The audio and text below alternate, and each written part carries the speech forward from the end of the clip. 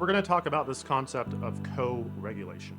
You can see what happens with co-regulation pretty much all the time. Like we do it with each other pretty regularly, but on the subconscious level.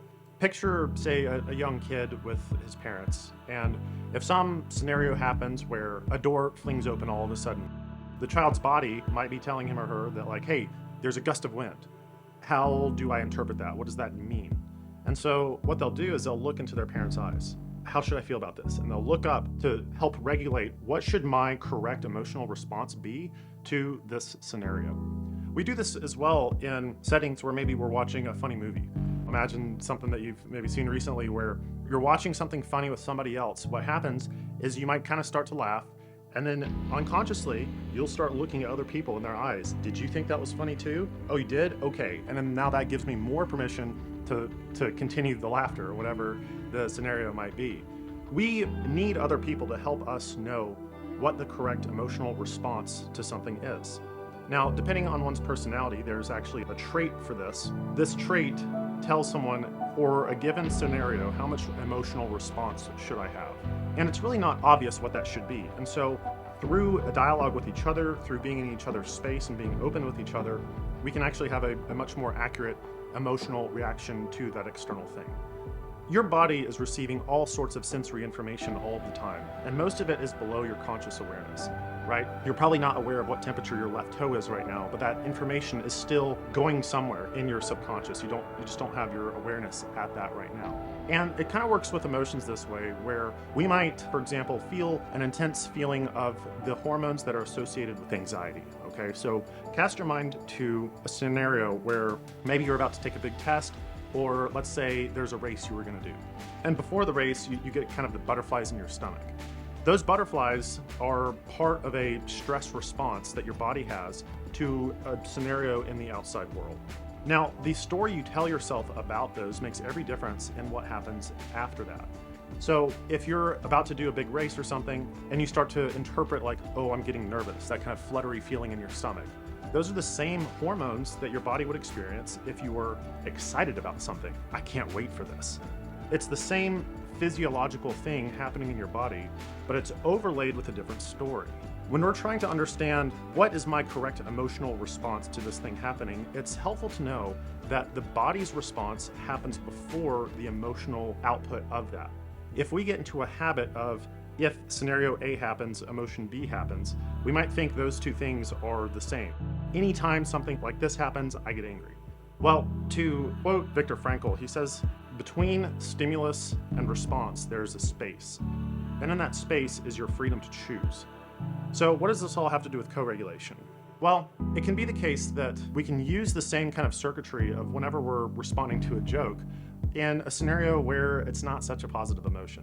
So say if you're tuning with someone else and they are becoming dysregulated. This is a term you might hear when someone's here and now emotional response is kind of out of proportion with what's happening in the world. Perhaps they're having some sort of upsetting memory, or they're having a hard time just processing through all the stuff that happened in the day. Some type of overwhelm is occurring. And now they're expressing this emotional response that, for all intents and purposes in the here and now, is out of proportion. That is a ripe environment to help attune with that person and co-regulate such that that individual can kind of come back down. And next, we're going to go through a couple of action steps for you to be able to do that. One of the cool things about our nervous systems is we have circuitry that helps us relate to other people. And these are called mirror neurons. If you want to go nerd out on it somewhere else, you can go Google how those work. But basically, if someone walks into the room, you can kind of feel their vibe. You know what they're bringing before they even open their mouths, right? So we have this circuitry that can pick up on what someone else is kind of coming into the room with. Knowing that, we can come to understand that it's really helpful whenever we're working with someone who maybe is having a high emotional reactivity to something happening in their lives, that we don't respond quite in kind.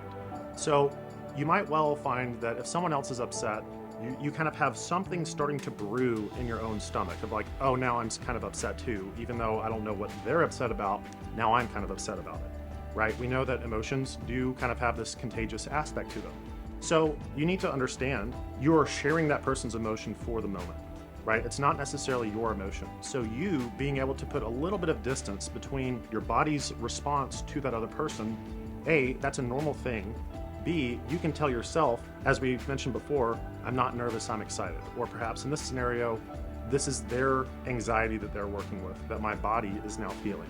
How do we do that practically? Well, it's kind of simple. It can be anyway. The thing that we can tell ourselves is, I'm noticing that I'm feeling upset when that person walked into the room. Just by saying the words, I'm noticing that, you're creating a separation between the me and the thing that is being noticed. Language is very powerful in this way, and that is just a really simple tool that you could use to help someone through that. Another way that you can help someone in that scenario is for you to be non-reactive to them.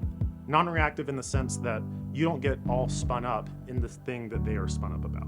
If they trust you enough to reveal a part of themselves that they wouldn't normally reveal to somebody else, it is imperative that you don't have an immediate response of like being shocked or awed by whatever it is that they're coming up against. And you might think to yourself like, oh, I would never react that way. That seems way out of proportion.